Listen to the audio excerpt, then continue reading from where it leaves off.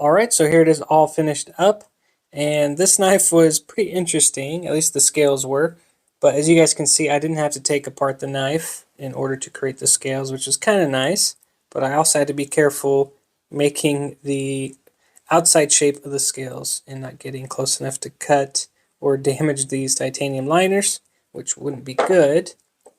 But here is the snakeskin brass fat carbon, which I'm really happy with. These turned out really good. And as you can see, the lines in the brass, when I contoured the scales, as you can see right there, it created a cool little curved pattern that trails from the front to the back, which I think looks really good on this thing. Now I did use the CNC to locate the holes here and countersink it. It's a really nice plus to have that CNC to get the location of the holes perfect, since this knife is, it's very, you can see here on the original scales, it's very precise. I mean, this knife is made in Maniago, Italy, so I had to use that CNC to get these holes, which I'm really happy with because they are perfectly centered and located.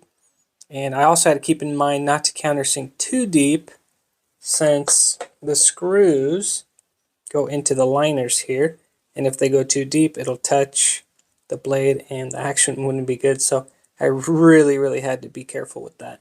But like I said, overall very pleased. The show side scale came out really well. The other side did too, but it's just a lot cleaner. You don't have the lines or the sections for the wire clip, as you can see here. And I also used the CNC to create those slots for the wire clip, and they came out perfect. I did a lot of measuring, and it was very time consuming to get these just right, but they came out perfect.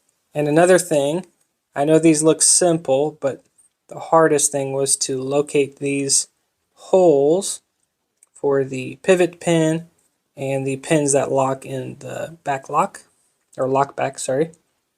But you can see here I had to locate them. I had to countersink just a little bit for the pins that lock in the frame of the knife, or the two liners, and then for the pivot. Pocket clip was easy. I just went through the original scale here, drilled out the hole, and it lined up perfectly, so happy with that. But anyways, enough talking about it. Let's put this thing together and see what it looks like.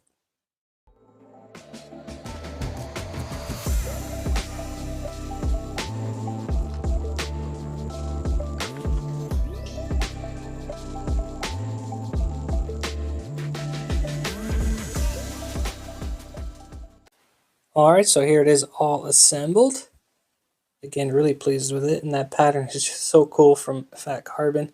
Again, this is the brass snakeskin from Fat Carbon. If you guys are interested in this material, I'll leave a link down below where you can pick some up. Really happy with it. Here's the pocket clip side, and I made sure that the pocket clip lined up perfectly, or as best as I could, with the hardware, but nice and straight. And I believe the hardware is titanium, and the backspacer and the liners too, which is really nice. Very light knife, or it was a light knife, but the Fat Carbon is mixed just a little bit heavier. And the action on this thing is crazy smooth. It's a really well made knife from LionSTEEL. We go here on the pocket clip side, but I could stare at this thing all day. And one thing I did do with the scales is I left them just a little bit thicker so you can get that cool weave pattern. I just wanted to put a little bit more attention on it. You can see there that cool weave pattern in the light. Just really pretty. And same on the bottom. So again, it's they're a little bit thicker than the originals, but I did contour it, so it does feel really good in hand, and no hot spots. And again, really pleased with it. And really quick, I just wanted to give a shout out to Colin from Devo Knives. As you guys know, Devo Knives is with Colin and Kevin from Lefty EDC. They're the minds behind Devo Knives. So this is going out to Colin. Again, appreciate you sending this out to get it customized, and I hope you enjoy it. But that's pretty much it, you guys. Thank you for the support. I really appreciate you guys watching. And as always, I will see you guys on the next one.